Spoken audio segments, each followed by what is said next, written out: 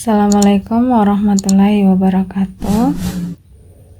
Saya Swaida R, G2M12 2003 akan mempresentasikan mata kuliah manajemen kualitas air dengan judul menaikkan dan menurunkan pH. Pendahuluan. Salah satu kendala dalam budidaya perikanan di kolam yaitu permasalahan menentukan parameter air atau pH. Hampir semua ikan hidup pada pH air yang netral. Untuk itu, guna meminimalisir kerugian usaha budidaya atau pertambakan, perlu memperhatikan betul kadar pH air yang dilakukan secara rutin. Alat yang perlu disiapkan dalam mengukur pH air yaitu pH meter digital. Pada dasarnya, nilai pH yang baik untuk kolam dan tambak adalah 6,5 sampai 8. pH adalah derajat keasaman yang digunakan untuk menyatakan tingkat keasaman atau kebasahan yang dimiliki oleh suatu larutan. pH air yang sesuai atau yang sama dengan habitat alami ikan sangat penting untuk tumbuh kembang ikan. Terkadang pH air yang ada di kolam ikan terlalu rendah dan juga bisa terlalu tinggi. Hal tersebut bisa mengganggu pertumbuhan ikan, bahkan bisa membunuh ikan. pH adalah singkatan dari power of hydrogen yang merupakan indikator tingkat asam atau basa pada air. Skala pH terdiri dari 0 hingga 14. Air yang memiliki nilai pH di bawah 7 atau di bawah 6,5 diindikasikan sebagai air yang bersifat asam. Sedangkan air yang nilai pH-nya di atas 7 atau di atas 8 diindikasikan sebagai air yang bersifat basa. Akan tetapi, jika air memiliki nilai pH 7, maka artinya air tersebut netral, artinya tidak asam dan juga tidak basa. Kadar pH air sangat dipengaruhi oleh kandungan kimia di dalamnya. Karena itulah pH sering digunakan sebagai indikator apakah air tersebut mengalami perubahan kimiawi atau tidak. Pembahasan. Menaikkan pH air. Salah satu penyebab pH air kolam rendah adalah kurangnya kandungan oksigen yang ada di kolam. Jika kandungan oksigen di air kolam rendah, kandungan karbon dioksida akan menjadi tinggi. Selain rendahnya kandungan oksigen, angka pH air yang ada di bawah 7 disebabkan oleh proses dekomposisi bahan organik.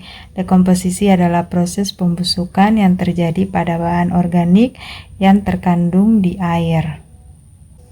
Menurut Fadila dan Rianto tahun 2017 menyatakan bahwa pada proses filtrasi dengan penambahan arang aktif terjadi penambahan nilai pH yang cukup tinggi. Dengan demikian, selain digunakan sebagai bahan penyerap, arang aktif juga dapat digunakan untuk menaikkan pH pada air.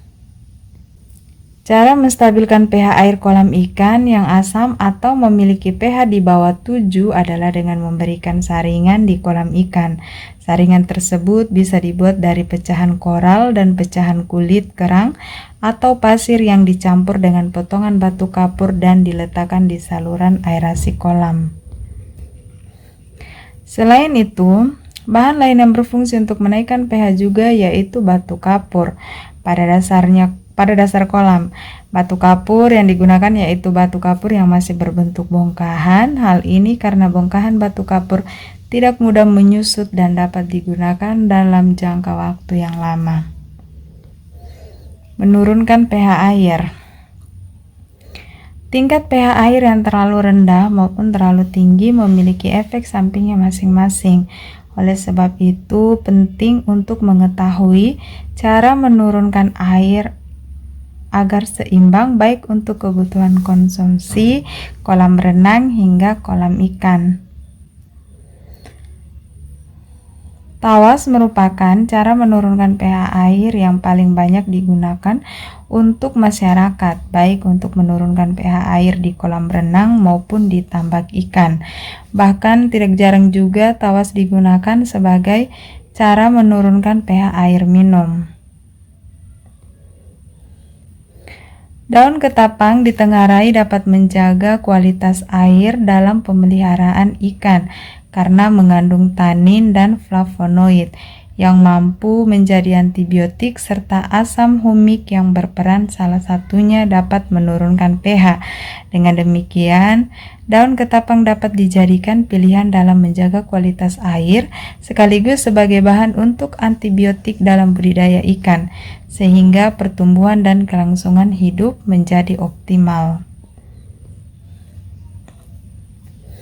Selain tawas dan daun ketapang yang digunakan untuk menurunkan pH air secara alami, ada juga bahan alami yang lain, diantaranya yaitu perasan daun lemon, asam klorida, natrium bisulfat, dan batang pepaya. Meskipun bahan-bahan tersebut adalah bahan alami, namun penggunaannya harus tetap berhati-hati. Salah satu contoh yaitu dalam menggunakan natrium bisulfat, karena bila kulit terpapar natrium bisulfat dalam waktu yang lama bisa menyebabkan iritasi bahkan luka bakar. Kesimpulan. Adapun kesimpulan dari materi ini yaitu tinggi rendahnya pH air masing-masing mempunyai efek.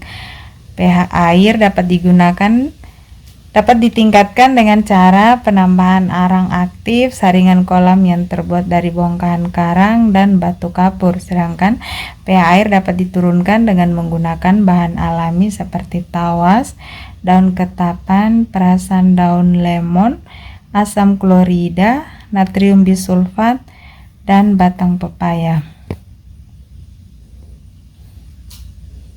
Daftar pustaka. Itu saja yang dapat saya sampaikan pada materi menaikkan dan menurunkan pH air. Lebih dan kurangnya mohon dimaafkan. Billahi taufik wal hidayah. Wassalamualaikum warahmatullahi wabarakatuh.